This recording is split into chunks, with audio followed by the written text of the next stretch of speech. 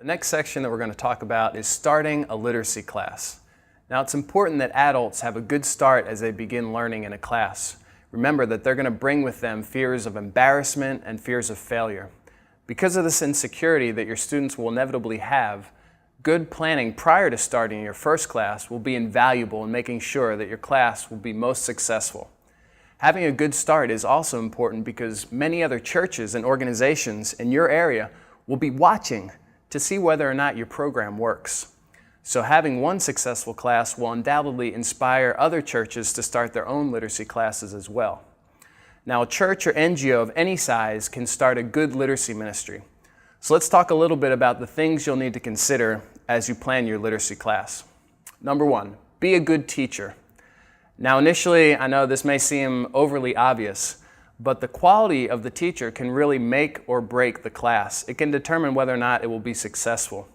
So we recommend that each class have a teacher and an assistant teacher so that they can share the responsibilities and help each other out. When one is absent, the other can be there. Being a good teacher will go a long way toward helping your class and ultimately your students to thrive. In general, we have some principles to follow. Number one, a good teacher should have a basic ability to read and write. Now remember that one of our goals is that non-readers who learn to read can then go on to become literacy teachers. So even if their reading ability isn't quite excellent, they should still be able to read well enough to at least read everything that's in the primer and to be able to write everything that's in the primer with confidence. Number two, be a good Christian example. Have a good Christian testimony because people will be watching you, how you act, the things that you do outside of class. Number three, be a friendly person, someone who your students will enjoy being around. Have a smile on your face at all times while you're teaching. Number four, be a person who wants to help others and improve their lives. And this is not just in the class, but also outside of the classroom. Take time to invest in their lives. Number five, complete a teacher training workshop, which is exactly what you're doing in this video. Number six, be a faithful person, both in going to class and starting on time. Number seven, and this is along the same lines, reschedule or get a substitute when you're not able to teach the class. The next factor to consider is choosing a place to teach. Now, choosing a place to teach is not that difficult. The most important factor to remember is that it should be as convenient as possible for your students. The golden rule is always choosing a place to teach wherever it's most convenient for your students to meet. So talk to your future students and get their input before deciding on a location. A central place such as the church is usually available, but don't limit classes just to the church. Community locations such as school buildings or houses or even under the shade of a big tree might be more convenient for your students. Secondly, have a place that has good lighting. Good lighting is absolutely necessary, especially since some of your adult students will have vision problems. Number three, the place should be as quiet as possible. Avoid noisy places. Children looking in the doors and in the windows can make it difficult for adults to think about their lessons and concentrate. So the place should have as little distractions as possible. One thing that I wanted to share with you guys, it's kind of a funny story, but in Nicaragua, we had a class that was right outside of a school. And the first half of our class was very quiet and very peaceful. And then about halfway through the class, the school would let out, and all the school children would come over to the church where we were having the literacy class. And they would begin to poke their heads up over the windowsill and look in at class, and they'd be pointing at their parents or the other adults in the church and just laughing and making fun of them. And at that moment, we lost the attention of pretty much all of our students. So it became a big distraction. So we had to talk to the kids about it, try to encourage them to stay away from the church even after they got let out of class. But it became a big distraction and we had to address it. So if possible, try to avoid those situations where a lot of other people, especially little kids, are going to be around. Next thing we're going to talk about is choosing a time to teach. Time is much more important to adults than to children.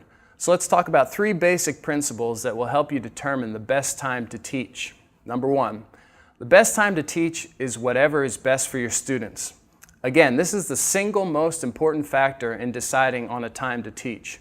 If possible, let the adult students themselves decide on the best time to meet. We've heard of classes being taught any hour of the day between 6 a.m. and as late as 8 p.m., but the most popular time is usually between 4 and 6 in the afternoon. And where good lighting is available, some classes choose to meet at night. Secondly, the number of times to meet each week will vary. Planning and harvesting time, holidays, market days, and working 75 hours a week at an industrial plant are all factors that will influence how often you can meet. For example, the class may need to meet 3 to 5 times a week for 3 months, then take a break for planning or harvesting instead of stopping all classes for the harvest. Or you may limit classes to once a week during that time, but have a plan and be willing to change if necessary. Now, as you're getting started, people will inevitably ask the question, how long does it take to finish this program, to read these books, to learn the primer? Now, since the standard LEI primer has 72 lessons in it, we'll give you a breakdown of how long it takes to teach the primer based on the number of times per week that you meet. So take out a pen and paper and jot this down. If you meet once a week, it will take 72 weeks or 18 months. If you meet twice a week, it'll take 36 weeks or 9 months. 3 times a week, 24 weeks or 6 months. 4 times a week, 18 weeks or 4.5 months. 5 times a week, 15 weeks or 3.5 months. And 6 times a week, 12 weeks or 3 months. Now, adults will learn more meeting 5 times each week for 15 weeks than they will meeting once a week for 72 weeks, even though the total class time is the same. Remember, the more times per week you can meet, the better. The more your students will learn, since students tend to forget a lot between one class to the next, especially if they're only meeting once a week. Most LEI missionaries recommend having classes at least 2 or 3 times a week so that students don't forget too much between classes. The third point to consider, the length of each class period cannot be the same everywhere. In other words, the busy urban dweller often needs to rush home or go to another activity after class, whereas the rural farmer who's walked an hour or an hour and a half to go to class may want a longer class time of 2 or 2.5 hours, of course with a long break in between. And that makes his long walk worthwhile. So you could even teach 2 lessons during that time if people have enough time available to stay. Next thing we're going to look at is choosing a class size. How do we choose a class size? Well, that will vary depending on your experience as a teacher. For beginning teachers, the smaller the class, the better. One-on-one is actually the very best. It's best for learning, it's best for discipleship. However, if that's not possible or practical, then a class size of no more than 10 to 15 students is recommended. Managing a class of adults who have different levels is very difficult, and as the teacher becomes more experienced in handling a class, he can increase the number of students who are there. The other option is to have an assistant teacher and divide the class into 2 different levels, beginner level and more advanced level. Now let's talk about materials, collecting materials. Materials, especially the students' reading primers, should be purchased and available before classes start. Now let's talk about the teacher's materials. Teacher's materials are usually provided by the sponsoring church or the sponsoring organization, but each teacher, one way or the other, will need to have the following things. First, an exercise or copybook. Some people call it a notebook. Next, a pencil and an eraser. Thirdly, a blackboard or a whiteboard with an eraser or a duster, a cleaner. Then a primer, a set of post-primer books sometimes if you finish the primer. This is an example of a primer here. A teacher's guide for the primer. Sometimes in our primers the teacher's guide is printed separately, so you'll need to have that on hand. A card holder. We'll always have to have our card holder with us, and you'll learn more about that later. And the Bible is another essential item for each teacher. Now, the student materials are usually paid by the student. They need to purchase them ahead of time. And student materials pretty much just include the primer. Each person has a copy of the primer, exercise book or notebook, and a pencil with an eraser. Now, announcing a class. How do we announce the class before it starts? Well, you have to do that several times and in several different ways. Just as a news item is announced by a newspaper, radio, advertising boards, all different forms. In the same way, we announce literacy classes before we begin. And such announcements can be made in a number of different ways. First idea we can give you is to ask your pastor to announce it. Ask the church to get behind you and announce it several times during services. Remember, adults need to hear things several times to remember them. The second way to announce it is over the radio or local TV station.